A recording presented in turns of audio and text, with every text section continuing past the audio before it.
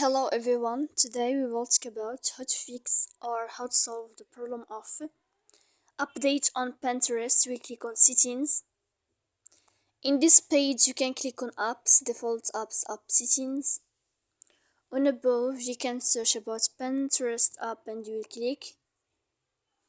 Here in this page of app info you can click on first app and you can click OK. After that you will enter to storage here.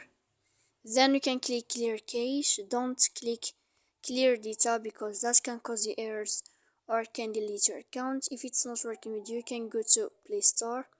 You can search about Pinterest, and if you will find update in this blue sign, then you can click to update your app.